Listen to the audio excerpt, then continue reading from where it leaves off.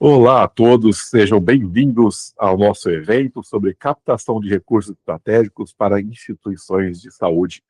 Esse é um evento online que também ficará disponível no formato de podcast, via agregadores de podcast, para todos os nossos profissionais que atuam no mercado de saúde, gestores, empreendedores, médicos, que querem conhecer um pouco mais sobre mecanismos de captação de recursos para projetos de investimento. Nós, promotores desse evento, da XVI, estamos há 13 anos atuando no mercado de saúde suplementar com projetos de consultoria, estruturação e gestão de investimento. Ao longo dessa trajetória, nós já desenvolvemos mais de 100 projetos de viabilidade, captamos mais de 2 bilhões de reais, estruturamos diversos fundos, como os fundos imobiliários, FDICs, e atuamos com mais de 60 operadoras de saúde atualmente em praticamente todo o território nacional. É um prazer estar aqui conversando sobre esse tema e espero que possamos gerar conhecimento, informações e trazer conteúdo bastante valioso para as decisões de investimentos e de captação de recursos.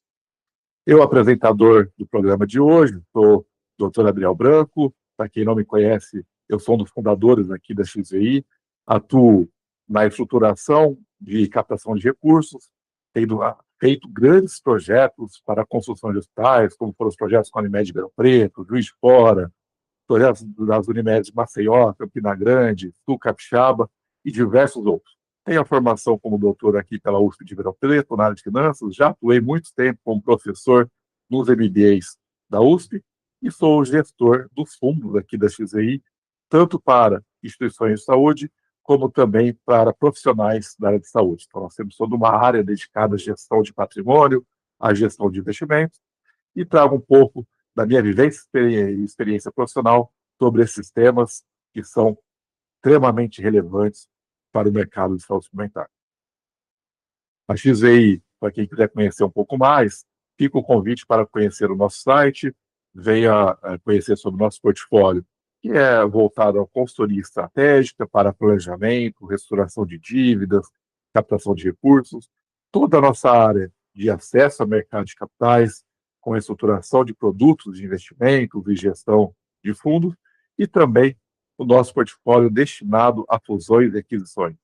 Sabemos o mercado passa por um movimento de consolidação, com diversas incorporações, fusões, e nós atuamos nesse segmento, direcionando as movimentações estratégicas desse setor.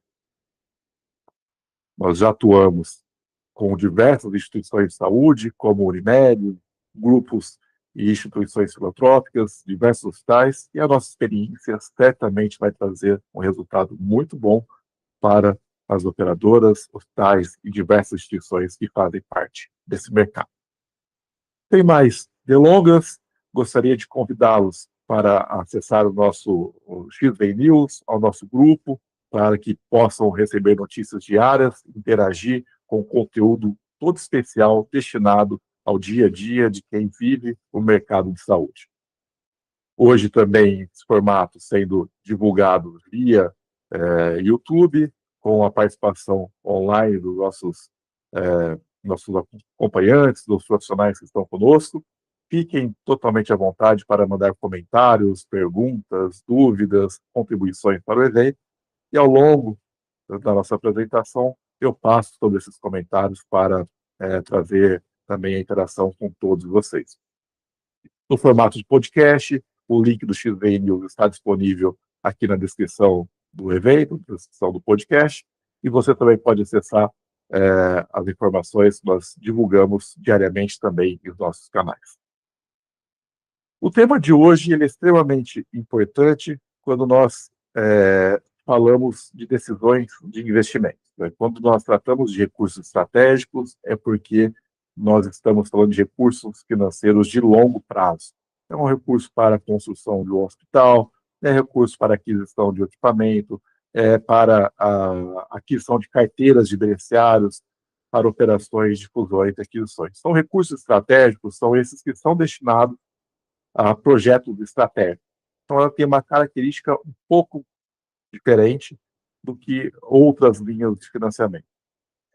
E, olhando projetos estratégicos, nós vamos falar sobre todas as modalidades de crédito disponível, desde mercado bancário até mercado de capitais, e passando por linhas que realmente proporcionem essa oportunidade para essas decisões e investimento estratégico. E falando em investimento estratégico, claro, devemos começar sobre as instituições de fomento no Brasil. São instituições que têm um foco justamente direcionado para longo prazo, completamente diferente do que se tem acesso em outros modelos, normalmente com linhas de financiamento mais baratas, então, sim, mais burocráticas em relação às avaliações, todo o processo que compreende uma decisão de uma instituição de fomento, mas, por outro lado, com condições bastante atrativas em termos de taxas, de juros que são praticados e, sobretudo, com prazos mais longos do que de forma convencional a gente encontra no mercado.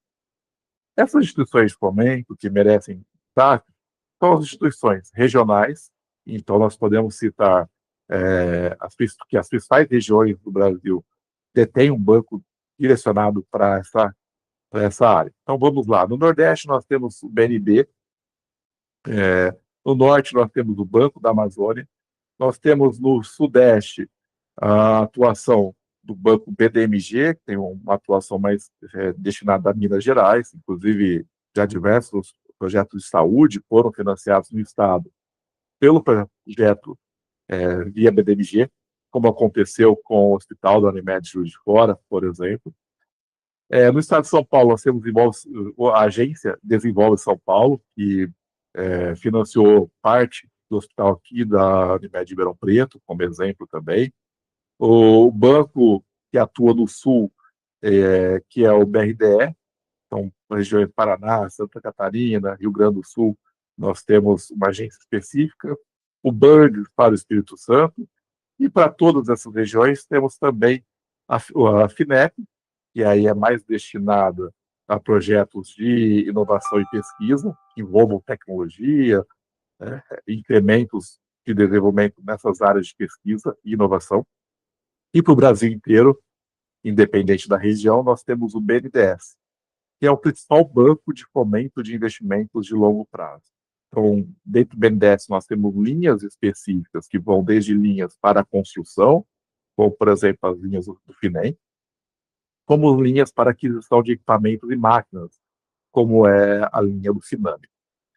Nessas instituições, nós temos etapas que geralmente passam por uma habilitação, então, é uma avaliação que o banco faz da instituição que está solicitando crédito, é toda uma parte cadastral, bem pesada, mas necessária, que é para a habilitação da empresa junto às instituições.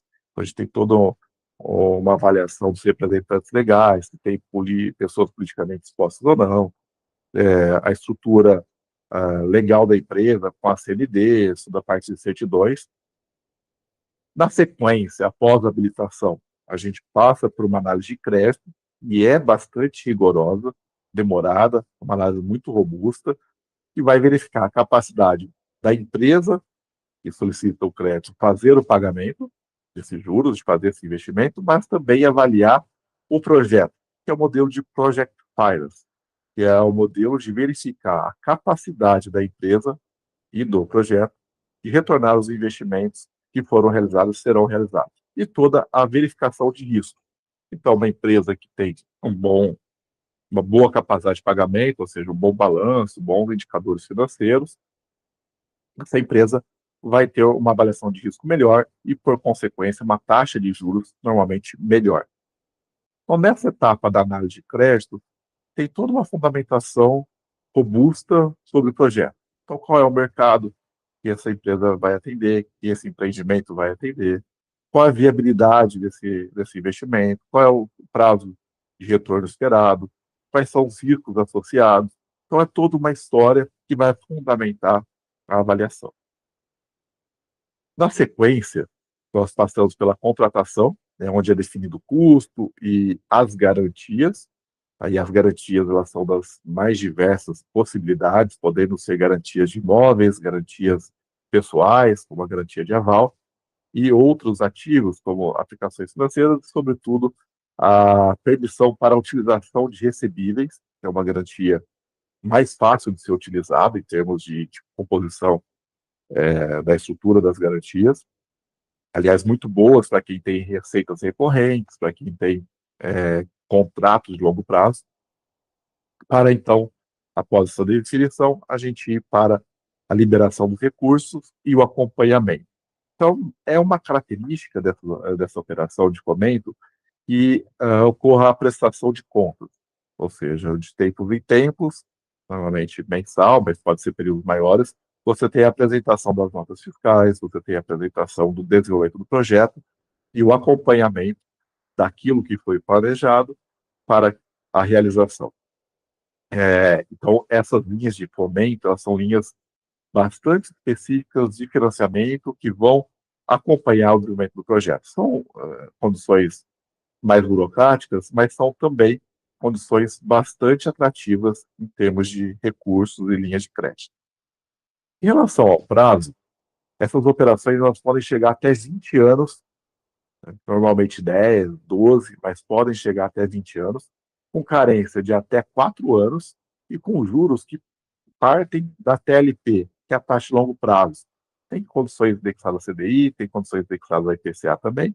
Em resumo, vão ser próximas ali do custo de capital do Tesouro Nacional, que, de certa forma, direto ou indiretamente, é quem financia o FUNDS dessas instituições. Então, é o mesmo custo que o Brasil tem de captação lá fora. São raras as exceções, como já ocorreu no passado, de um subsídio maior do que o custo de captação do Tesouro, porém, os spreads são menores, as taxas de risco são menores do que normalmente em outras instituições, e na composição de juros fica bastante competitiva a formatação da operação. Então, esse modelo é um modelo que é muito utilizado para aquisição de equipamentos e investimentos em construção, principalmente em construção, onde o montante do investimento é muito grande. Então, um hospital, estamos falando de 1,5 a 2 milhões por leito já instalado. Então, um projeto de 100 leitos vai gerar 200 milhões de investimentos ao longo do seu ciclo aí de construção e maturação, considerando equipamentos, considerando terreno, considerando tudo. Então, é um montante expressivo e, portanto, a gente precisa de uma operação de longo prazo. São 3 anos entre construção, depois mais um ano de início da operação, estou falando aqui de 4 anos para a operação realmente começar a funcionar em um instrumento de um hospital. Ou seja, a carência ela é fundamental para viabilizar empreendimentos como esse. E a carência nem sempre é uma condição obtida com facilidade de outros modelos, principalmente em relação a esse prazo. Portanto, os bancos de fomento permitem um acesso a uma condição muito mais adequada que acaba, muitas vezes, por definir a viabilidade ou não de um empreendimento. Então, esse é um modelo muito utilizado, ainda pouco utilizado por cooperativas, mas muito utilizado por empresários do Brasil e empreendimentos, principalmente na área hospitalar. Saindo dos bancos de fomento, nós entramos no mercado financeiro bancário convencional. E esse mercado ele é composto por instituições financeiras privadas, instituições financeiras do tipo cooperativas de crédito, como é o Cicobi, como o sistema da Unicred, o sistema Sisprime, diversas outras instituições cooperativas. Então, nós temos um mercado bancário que, olhando bancos privados, é relativamente mais restrito. Nós temos poucas opções de bancos, aqui falando dos maiores bancos, que detêm 80% do crédito nessa linha, 80%, 90% do crédito nessa linha. Então, os grandes bancos conhecidos atuam de forma bastante representativa nesse segmento, e também as cooperativas de crédito. E aí, nesse formato, olhando as instituições bancárias, instituições financeiras, fora a linha de fomento, nós temos essencialmente 3 linhas principais de acesso. A primeira e a mais simples é a CCB, é a Cédula de Crédito Bancário. A CCB, ela, em geral, tem destinação livre, um capital de giro, também pode ter destinações específicas, mas é muito comum a CCB utilizando para capital de giro. Então, não necessariamente para uma construção em específico. Você pode captar esse recurso e utilizar para empreendimentos as mais variadas formas via CCB. Importante dizer isso porque as outras linhas são mais específicas, mas no caso do CB ela tem uma amplitude muito extensa e equivale a uma linha que pode ser de curto ou de longo prazo. Ela não tem uma estrutura definida. É feito caso a caso, com a instituição financeira, é a modalidade que dá mais liberdade para o banco atuar. A participação do banco ele chega até 100%, é uma questão negocial. Em geral, tá, na maior parte das vezes, as condições, é solicitada uma contrapartida do empreendedor, do empresário, da instituição financeira. Ou seja, o projeto custa 100 milhões, o banco ele quer que o desenvolvedor desse projeto participe com alguma coisa também. Normalmente vai financiar 80%, 70% desse valor. Então, isso é algo comum da gente observar, sendo que é possível, sim, os bancos financiarem 100% do valor. A CCB ela tem uma característica que normalmente ela é mais curto prazo. Então, em geral, a gente observa os bancos trabalhando com prazo de 5 anos, 4 anos, mas já vimos e já atuamos com CCBs de 10 anos e prazos maiores. Mas, em geral, na maior parte das operações, são operações de curto prazo e com operações indexadas ao CDI. Tá? Então, é CDI mais um spread, CDI mais 3, CDI mais 5, e objeto de uma negociação direta com a instituição financeira. Mas temos linhas que possuem condições normalmente melhores. São linhas direcionadas para algo mais específico, como, por exemplo, a linha do plano empresário, oferecida pela Caixa e Banco do Brasil, por exemplo. Essa linha ela é destinada à construção. Então, é uma linha, não serve para capital de giro, ela vai ser destinada à construção. Vai participar de 80% aproximadamente do empreendimento, ou seja, vai exigir uma contrapartida da empresa, e com prazos que podem ser mais longos, mas em geral em torno de 5 anos, e taxas pré ou pós-fixadas ali também depende. O mais comum é a pós-indexação ao CDI, porque é a condição que o banco se sente mais confortável em termos de gestão de risco, ainda mais no mercado brasileiro, que longo prazo você tem uma variação muito grande das taxas de juros e, portanto, as linhas pós-fixadas elas asseguram uma gestão de risco melhor pelas instituições financeiras. E, por fim, a linha estrangeira, via Lei 4131, né, uma fonte de recursos bastante destinada a empreendimentos de longo prazo e com um custo muito melhor do que normalmente as linhas nacionais. Por quê? Bancos que normalmente têm uma matriz fora, vou citar aqui o caso do Santander, mas não somente ele, podem captar na sua matriz ou captar da Europa ou Estados Unidos ao custo mais baixo. Então, eles vão captar em dólar ou euro. Você tem como principal referência a linha do SOFR, que é o custo de capital que as instituições vão ter lá fora, equivalente, a grosso modo, ao que seria a Selic no Brasil, então, um custo de 2% a 5%, 6% lá fora, e trazem para o Brasil dolarizado. Como é uma linha em dólar, você naturalmente precisa passar por uma operação de hedge. Então, o banco, em geral, oferece já essa linha, adicionando o hedge para proteção cambial.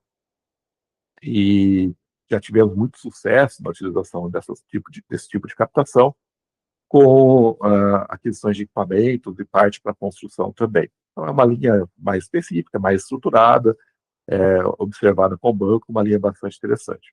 Então, essas são as modalidades, pensando aqui no mercado bancário mais tradicional. Nós temos também captações internacionais que variam de acordo com o momento em que essas linhas são disponibilizadas. Então, tem linha de captação com o BID, que é o Banco Interamericano de Desenvolvimento, que pode ser uma alternativa também, mas depende do tipo de projeto, depende do momento. Assim como aqui no Brasil nós temos a linha do Cinep, atualmente não está disponível, mas via chamada digital pode financiar projetos a custo mais baixo. Saindo do mercado bancário, entrando agora para a principal fonte de desenvolvimento de um país, que é a fonte do mercado de capitais. Então, nós temos, em um país desenvolvido, a proporção de financiamento de mercado de capitais é muito maior do que o mercado bancário, do que o mercado de fomento. Então, é natural que, ao longo do desenvolvimento do Brasil, a gente comece a observar o que, na verdade, já estamos observando, o desenvolvimento do mercado de capitais para financiamento de projetos e de empresas. Ainda de forma muito incipiente, o Brasil é um país pobre, é um país de desenvolvimento, é um país que tem pouco acesso a investimentos estrangeiros, ainda, apesar de ser relevante em termos de economia, ainda tem muitas lacunas a serem preenchidas em termos de crescimento econômico, e por isso o mercado de capitais ainda vem desenvolvendo e vai desenvolver muito. O fato é que não existe país desenvolvido sem mercado de capitais desenvolvido. Olhando para frente, o mercado de capitais vai ser a principal fonte de financiamento, sem sombra de dúvida. E a gente tem, olhando comparação mercado de capitais versus BNDES, algo que já é bastante interessante em relação à proporção e do financiamento de projetos de longo prazo no Brasil.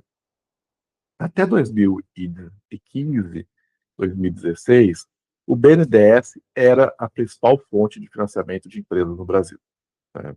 Para projetos de longo prazo, construir uma fábrica, construir um imóvel, comprar equipamento.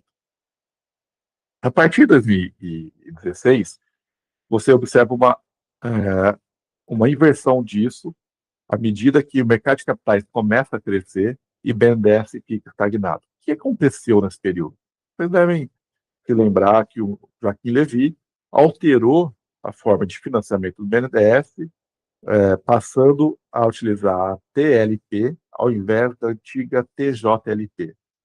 Ao mudar essa regra, e ocorreu de forma gradual, o objetivo era tirar o subsídio da taxa utilizada pelo BNDES em relação ao que o mercado praticava com a Selic, com o CDI, e principalmente o custo que o Tesouro tinha para fazer captação.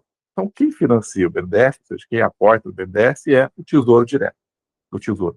Então, o Tesouro faz captação mediante emissão de letras financeiras, de NTN, e assim vai. Então, o Tesouro Direto, né, que é onde as pessoas investem, é uma forma de investir diretamente nesses títulos.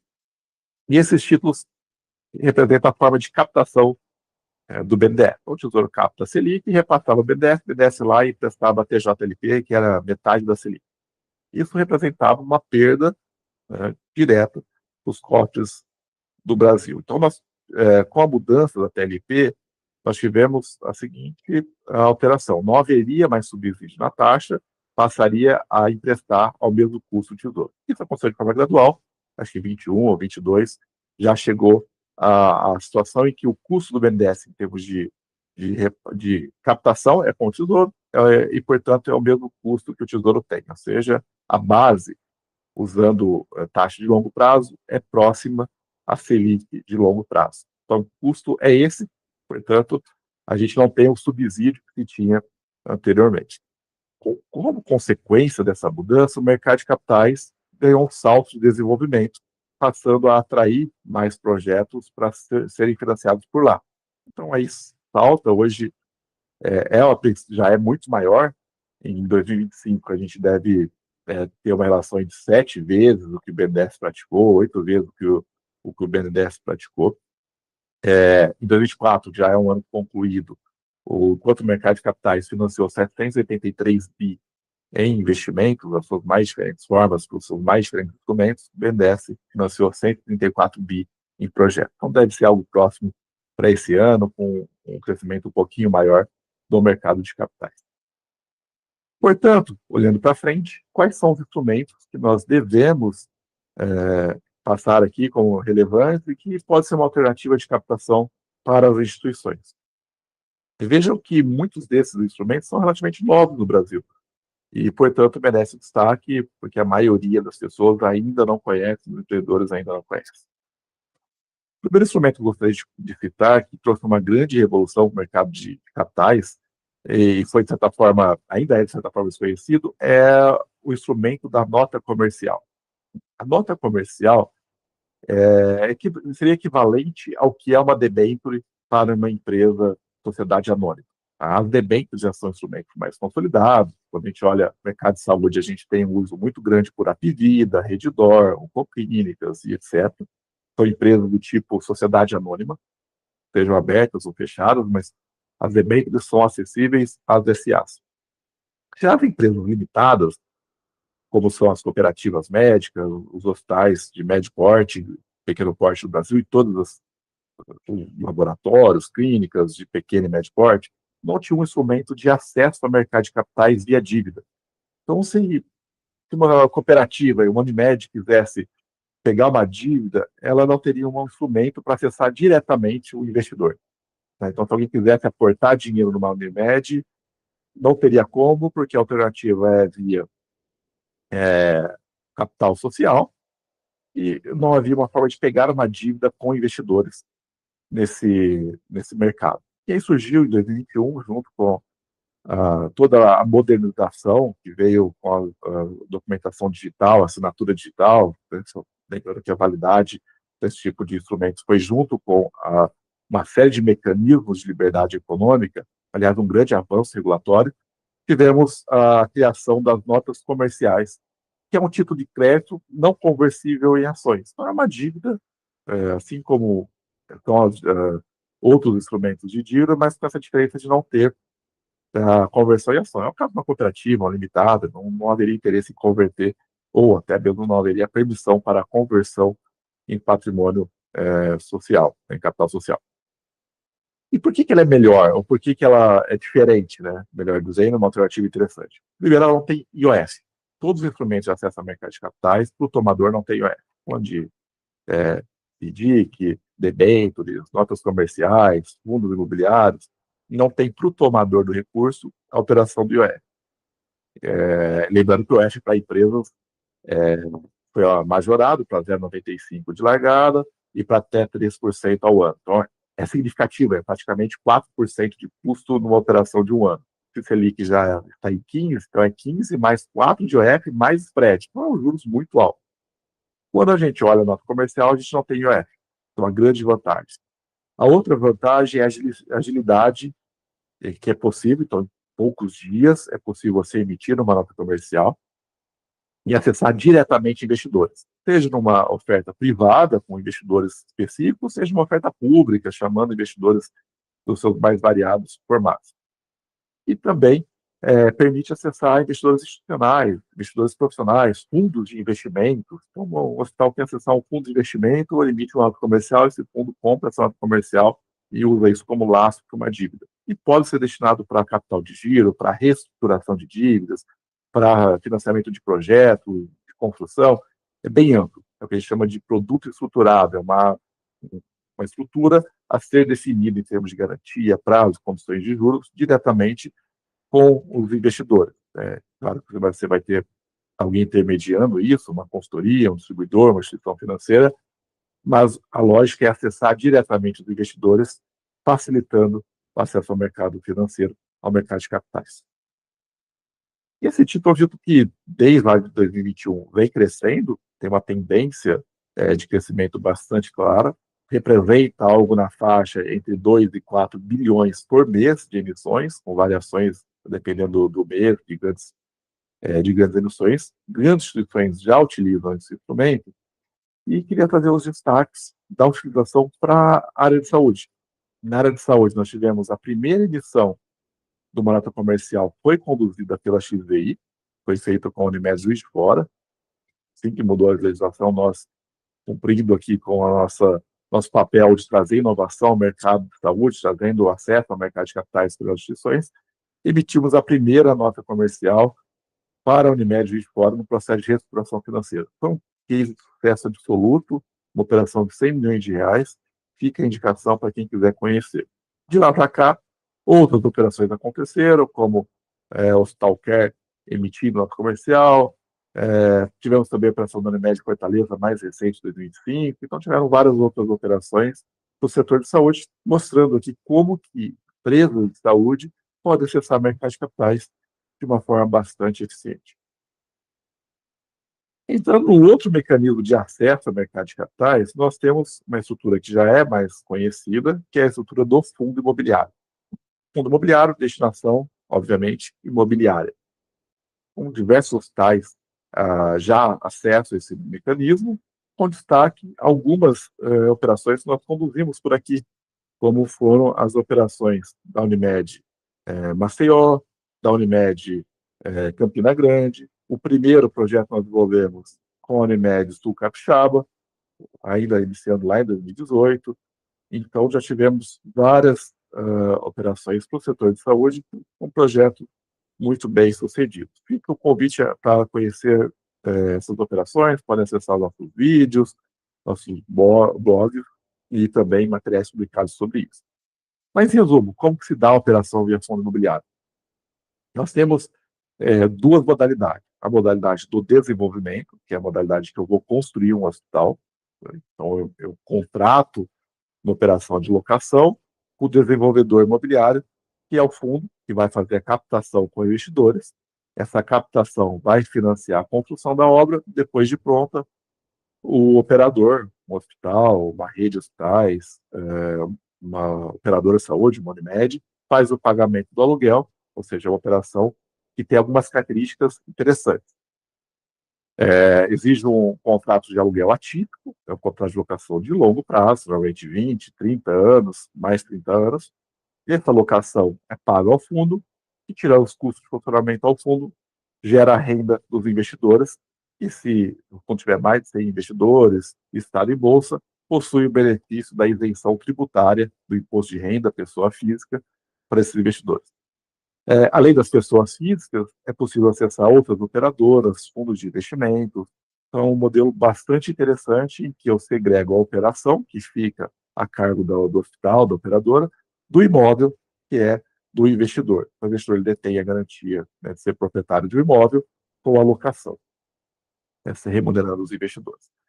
Essas operações, ao longo desses últimos anos, vem crescendo cada vez mais. Nós estamos observando cerca de 2 bi em emissões por mês de fundos imobiliários, com algumas grandes variações, com mais e menos, a depender do momento, mas é uma estrutura bastante utilizada, em crescimento também, e já representa um mercado com 432 fundos listados, não só de saúde, de todos os segmentos, mas são 432 fundos listados com 2 milhões, quase 3 milhões, né? 2 milhões e 800 mil pessoas investidoras na modalidade pessoa física. Né? Então, o mercado tem 178 bilhões de reais em imóveis de fundos listados. Olhando para fora, nós temos grandes fundos de investimentos que fazem já isso há muito tempo no mundo inteiro, principalmente em países desenvolvidos. Eu queria trazer um exemplo de um fundo canadense, que atua nesse mercado de real estate, que é o fundo da Northwest, e ele tem imóveis em Sydney, Londres, no Canadá, na Alemanha, e ele tem aqui diversos tais que são locados para a Rede D'Or, que é o Hospital Infantil Sabará, o Hospital Caxias D'Or, o Hospital Morumbi, e diversos outros que já são locados para a Rede D'Or, e eles já estão nesse mercado há bastante tempo, e trago aqui como uma referência do potencial de crescimento que essa estrutura pode ter no Brasil. Nós já temos vários fundos desenvolvidos para o segmento de saúde, você tem Campina Grande, Maceió, Capixaba, tem o projeto Salto Itu, Vitória e outras Unimedes que vão acessando esse mercado, que vai certamente se desenvolver muito. Atualmente, sofre muito com a condição de taxa de juros, porque o projeto, para ser viável para o investidor, ele tem que ter uma remuneração atrativa em relação à Selic, em relação ao CDI, e, portanto, não só os fundos, como também as empresas acabam tendo mais dificuldade de novas emissões. Mas, certamente, ainda mais iniciando o ciclo de redução de juros, esse modelo, essa estrutura, deve ser ampliado e mais desenvolvido. Olhando para um modelo similar aos fundos imobiliários, que é o modelo da holding. O modelo da holding, ele tem as características muito parecidas com o fundo imobiliário, mas olhando para o mercado privado. Então, eu vou acessar investidores muito mais específicos, alguns grupos de investidores, ou às vezes uma única empresa, um único grupo de investidores. Uma holding, ela pode ser os mais diferentes modelos, mas ela tem como KNAI a participação ou em empresas ou em imóvel. Tá? Então, nesse caso específico, para a construção do hospital, nós estamos falando de uma holding patrimonial, uma holding imobiliária. E o mecanismo é muito parecido.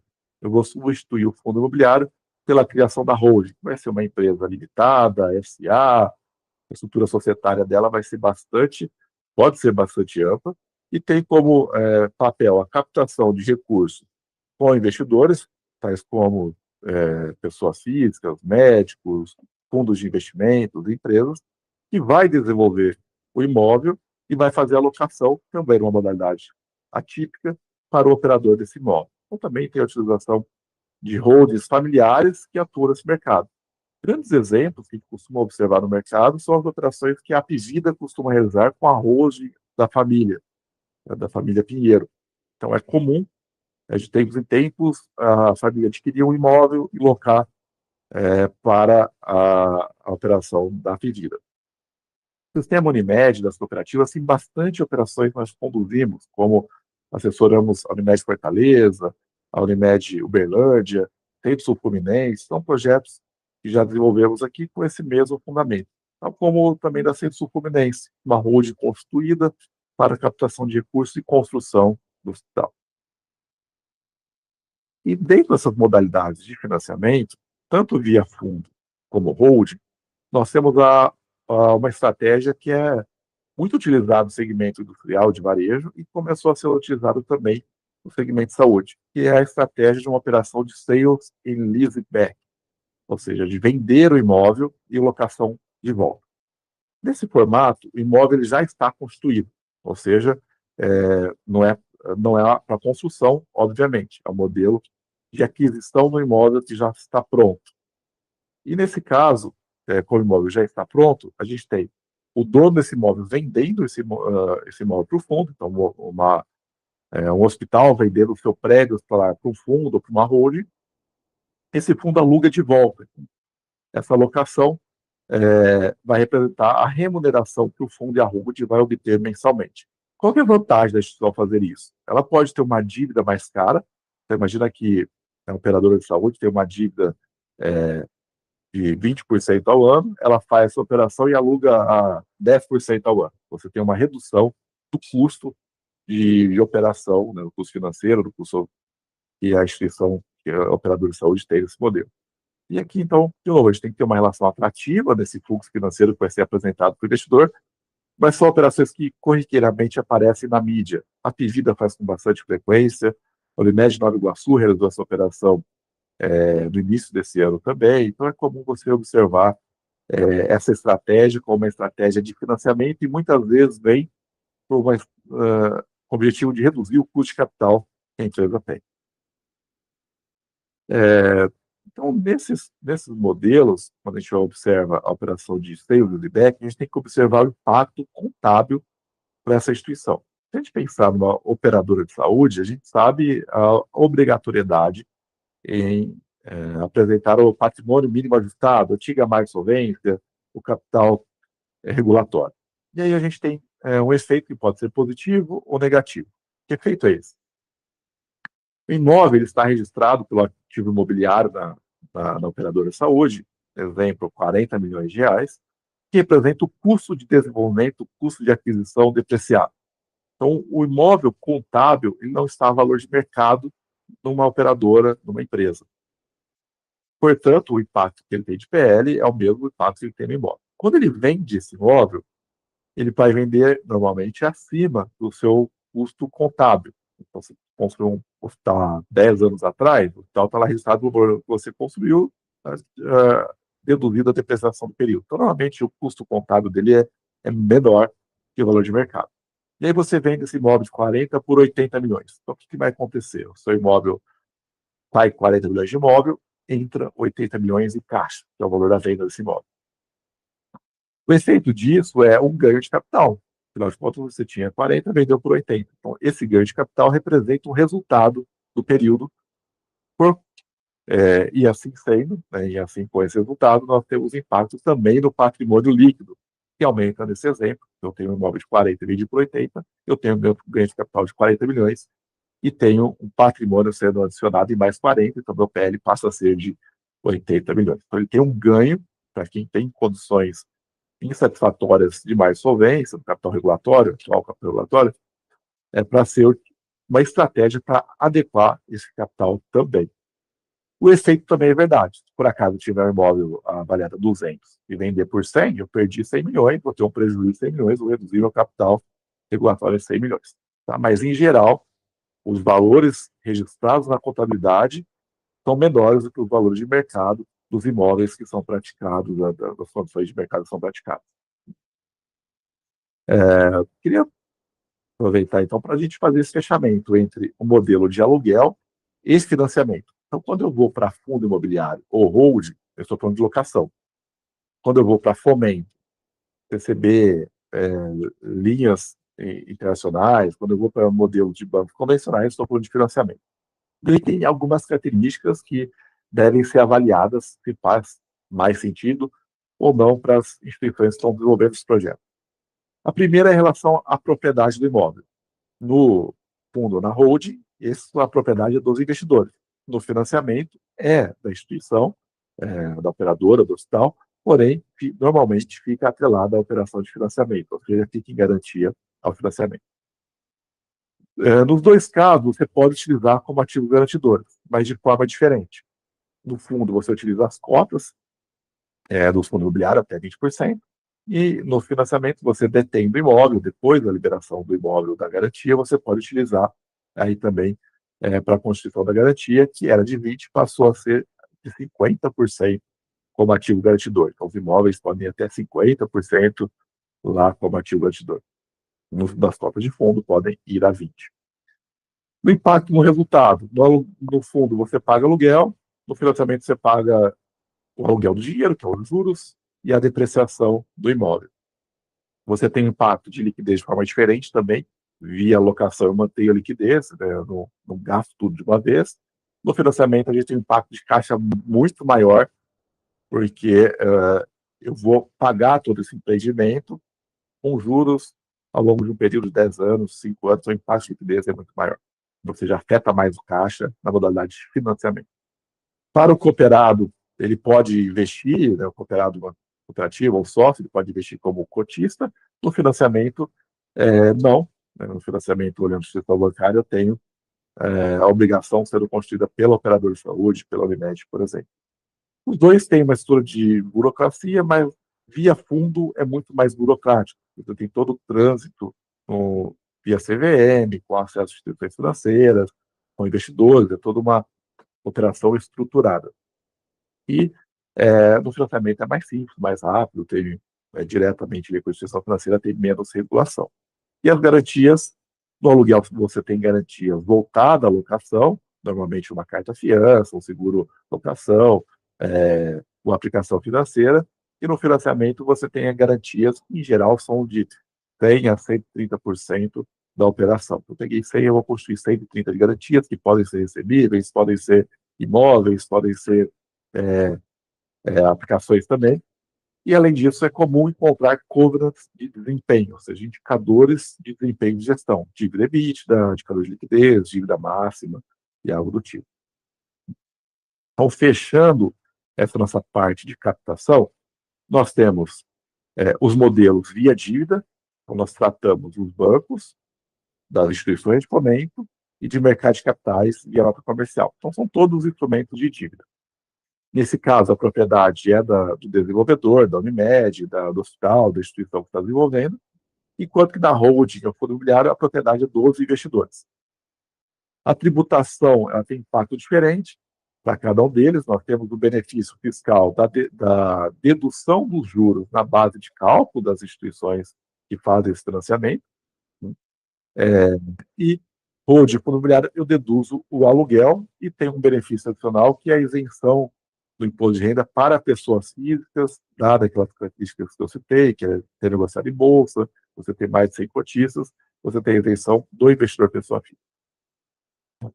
Com características de riscos diferentes, mas toda vez que a gente vai para mercado de capitais, eu tenho um risco um pouco maior de captação de recursos, ou seja, eu vou ao mercado de capitais, pode ser que eu capte ou não investidor, e muitas vezes no mercado bancário, você tem uma garantia firme, uma garantia que assegura a captação desses recursos já de início, de uma forma muitas vezes mais rápido e mais simples. Trazendo alguns comentários que nós recebemos aqui no chat, a Jéssica nos questionou sobre os maiores desafios que instituições de saúde enfrentam para captar recursos, né? Os desafios são diferentes para cada tipo de instituição e para cada tipo de modalidade. Por exemplo, se eu olho uma cooperativa, o maior desafio é a primeira aprovação interna, tem que passar por cooperado e assembleia, e tomar dívida em cooperativa não é algo tão comum, né? O endividamento de cooperativa médica é muito menor do que endividamento de outras instituições. E sempre gera uma preocupação do cooperado com esse tipo de operação. E quando a gente olha o modelo de financiamento, ele tem características que são mais ou menos arriscadas. Se eu olho o financiamento para a operadora, eu tenho a situação em que, se der tudo errado, eu vou perder esse imóvel, vou levar muito mais provavelmente ao modelo de insolvência. Então, vou para o modelo de locação, há uma certa blindagem, uma segregação entre imóvel e operação. Se der tudo errado, o imóvel não está na operadora, você tem mais liquidez, e com isso você consegue ter uma exposição a risco menor também. E o desafio depende também das condições de mercado. Hoje é bastante desafiador uma captação via fundo imobiliário. Porém, a tendência, olhando os próximos ciclos de taxa de juros, é observar uma redução da taxa de juros. Então, nós já estamos no pico, começando a olhar a redução de Selic, o que impacta bastante o acesso ao mercado de capitais. Vejam que estamos há 4 anos sem o IPO de uma empresa, sem uma oferta pública de empresa. Isso é reflexo da condição macro mais desafiadora. No entanto, esse tipo de operação ele começa a ser desenvolvido com foco em longo prazo. Então, se eu esperar os juros cair para começar a fazer isso, não dá tempo, os juros voltam a subir de novo. Então, o momento é sempre de ir fazendo a comparação entre modelos na hora da tomada de recurso, estar pronto para decidir o melhor instrumento. Esse é o papel da XVI, de fazer justamente esse acompanhamento e a definição do melhor formato de acordo com a estratégia, com a condição da instituição e com o contexto econômico. Então, fechando essa parte de captação de recursos para consultais, recursos estratégicos de mais longo prazo, eu não poderia deixar de falar sobre o mercado de FDIC, que é uma estrutura que vem ganhando cada vez mais tração pela simplicidade, agilidade, isenção de OF e acesso a mercado de investidores também. Então, também estamos falando de um modelo de captação via mercado de capitais, que traz acesso a investidores, e via um veículo específico, que é um FDIC. Então, o que faz um FDIC? Bom, um FDIC ele vai sempre atuar numa relação entre credor e devedor. Alguém tem algo a receber, alguém tem algo a pagar. Então, toda a estrutura de fluxos financeiros estão nesse modelo. Alguém fornece um equipamento, tem o direito de receber por esse equipamento, então eu tenho alguém que tem algo a receber, alguém tem algo a pagar. Nesse modelo, o FDIC ele vai fazer a conciliação temporal disso. Então, imagina que, pegando alguns exemplos, no agro, você tem um produtor rural que tem que entregar a cana para a usina. Então, ele entrega a cana para a usina vai lá e paga ele. O que o fundo faz? Ele antecipa ele casa esse prazo, ele antecipa e vai trabalhar nessa antecipação de recursos. Então, o produtor vai entregar cada daqui 6 meses, a usina vai pagar daí 8, o fundo vai lá, paga ele na data zero e vai receber da usina. Então, essa diferença temporal é a que dá a receita financeira para o fundo e a grande vantagem desse instrumento. Vamos trazer isso para a área de saúde. Eu tenho um médico que atende um paciente, então, a R$100, atende um paciente R$100, a operadora vai pagar ele daqui 30 dias. O que o fundo faz? Ele antecipa esses R$100, dá lá R$95 para o médico e vai receber da operadora R$100 no futuro. Então, vejam que o fundo faz essa intermediação, antecipando os recursos para quem tem a receber e recebendo do devedor, que é chamado de sacado da operação. Isso é muito comum no setor industrial, no varejo.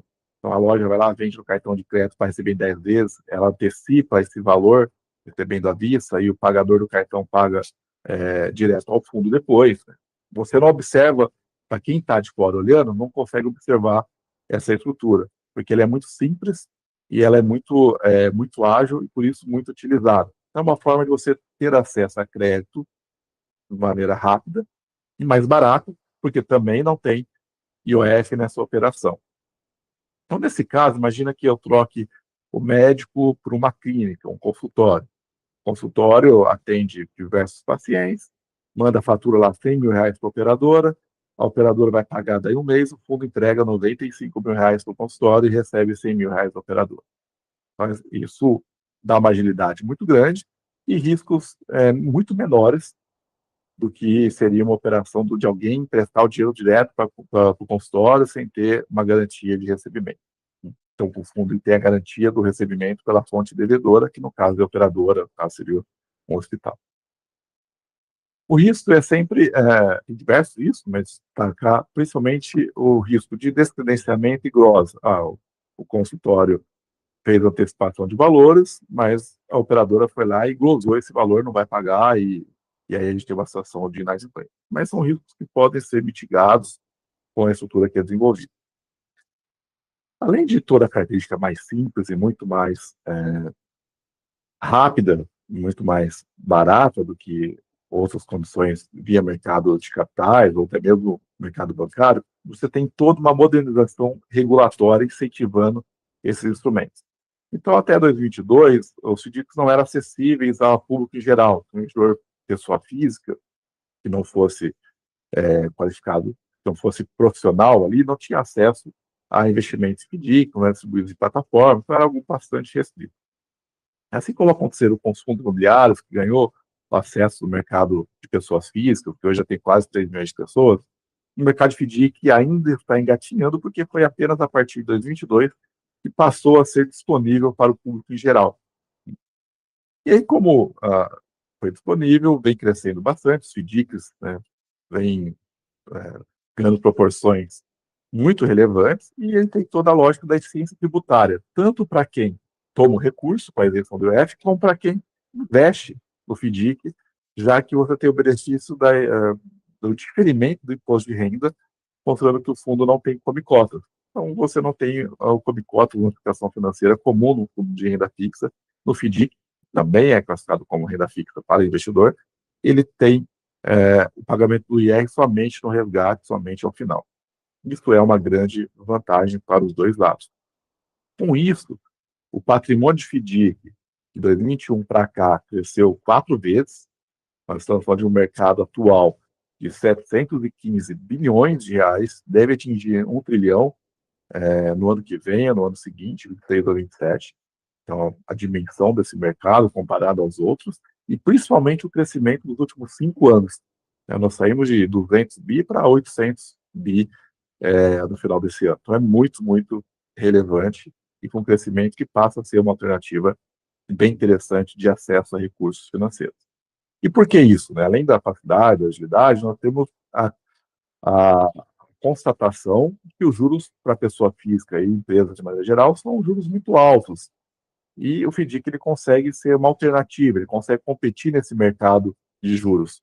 Por exemplo, o acesso a crédito pessoal, ao crédito pessoal no mercado bancário, a taxa média é de 6,5%, segundo os dados do Banco Central. Tem taxa menores, mas na média 6,5% ao mês. Já para a pessoa jurídica, esses juros em média para capital de giro é um pouco mais baixo, vai seguir em torno de 2,35%. Então, são juros que muitos investidores, pessoas físicas, institucionais, fundos de investimento, gostariam de ter acesso. Ou seja, gostariam de prestar essa taxa.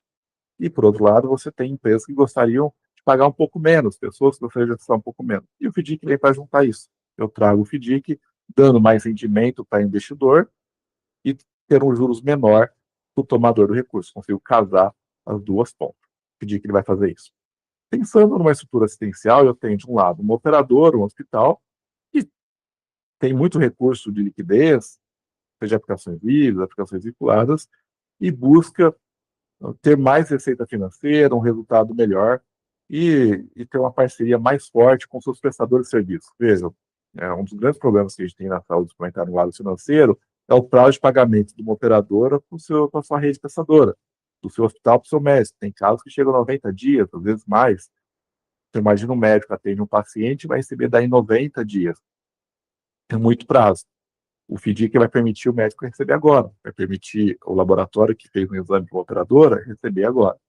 Então, você gera uma relação melhor, uma oferta para a rede, ter acesso a um capital, lembrando que pegar uma rede prestadora de uma operadora, você tem empresas de pequeno porte, e assim, empresas de pequeno porte vão ter acesso àquelas taxas de juros de 2% ao mês, 2,5% ao mês. Quando a gente está fazendo o FDIC, além da agilidade, você consegue ter condições melhores e, por consequência, despesas financeiras menores da rede prestadora, você melhora a condição financeira da rede, dando liquidez, melhor gestão de caixa e teto rápido, barato e isenção de IOF. Tá? Então, essa vantagem é o que as empresas estão desenvolvendo e buscando. No setor de saúde, alguns projetos são incipientes, aí, começando aí no mercado, ainda é muito incipiente no mercado de saúde, mas temos bons exemplos.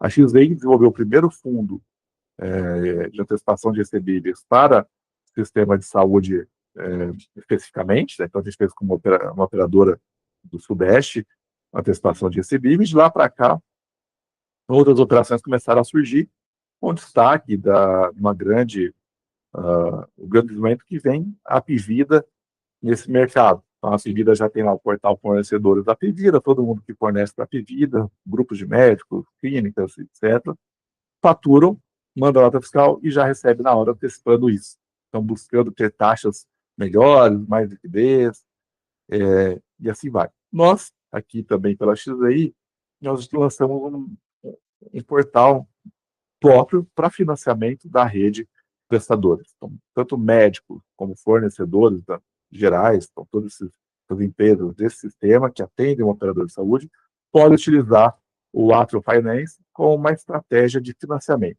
Então, aqui a gente faz toda a análise de crédito de forma muito rápida, usa o recebível como garantia, libera o dinheiro em até 24 horas a custos menores. Então, quem está nos assistindo, quem está nos ouvindo via podcast, tem uma empresa de saúde, fatura contra a operadora, pode acessar crédito diretamente conosco via Atrio Finance.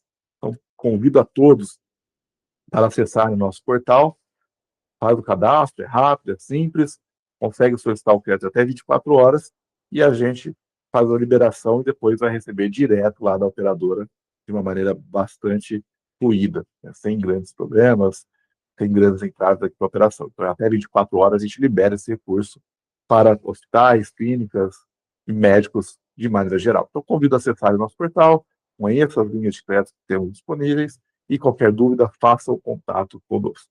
Bom, desta forma, passamos por todos os mecanismos de financiamento, falamos de mercado de fomento, falamos do mercado bancário, do mercado de capitais, passando por fundo imobiliário, FDIC, notas comerciais, e deixo aqui o nosso agradecimento a todos vocês que estão nos acompanhando. Ficaremos felizes de receber o feedback, os comentários de vocês. Curtam o nosso canal, sigam a gente nas nossas redes sociais. E é um prazer sempre falar sobre esse assunto com todos os gestores. Estamos aqui desenvolvendo junto, vamos crescer juntos, vamos fazer o futuro do mercado de saúde no Brasil. Um grande abraço a todos, encontro vocês em nossos canais, em nossos grupos de mensagem. Um grande abraço, muito obrigado.